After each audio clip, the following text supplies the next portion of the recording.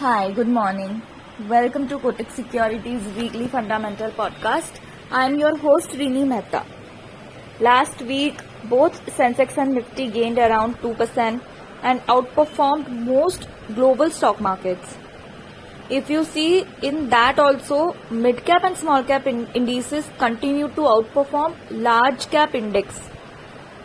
If we see macro environment, sentiments remained volatile as frailties in European and US banks were under focus. So, Indian stock markets remained concerned about growth slowdown, higher interest rates and valuations, even as inflation, especially food inflation that you see, remains elevated both globally and domestically. Now it is important to understand what's happening internationally. So from the global news, US Treasury yields fell on Friday as investors fretted over the possibility of further interest rate hikes following the release of fresh economic data.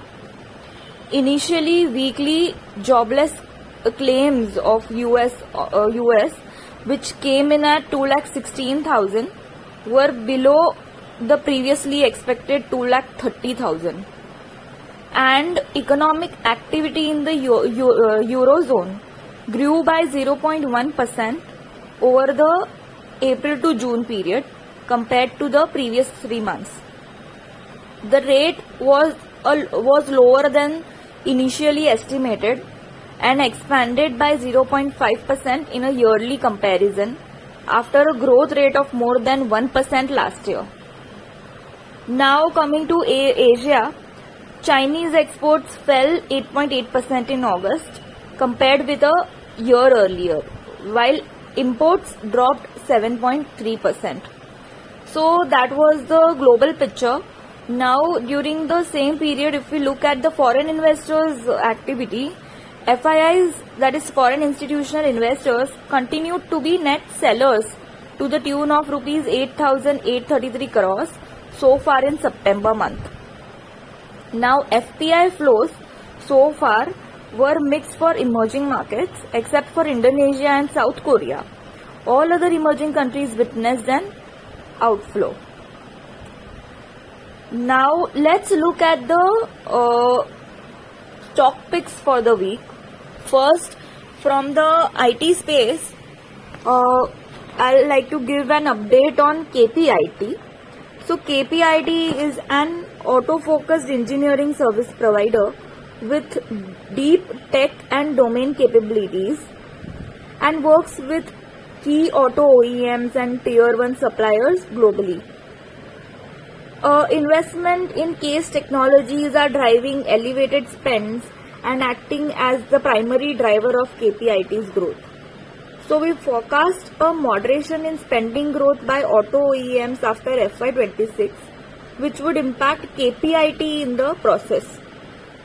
So currently KPIT trades at 43 times FY25 earnings per share, factoring in multi-year elevated growth, which is unlikely to materialize in our view. So we have initiated with a sell rating on the stock with a target price of So we have initiated the call with a sell rating on the stock. Lastly, what you can consider buying for the week is Canara Bank. Canara Bank's return ratios are holding up very well now. So Canara Bank reported 75% year-on-year earnings growth driven by 15% year-on-year growth in operating profit and 25% year-on-year decline in provisions. Asset quality improvement continued as non-performing loan ratios declined and slippages were at the modest level. Now if you see, loan growth was healthy while net interest margin was, which is an important indicator for bank, was flat quarter on quarter.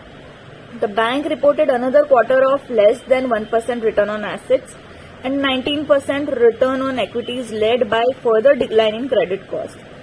So overall we maintain buy on the stock with the fair value or target of rupees 400.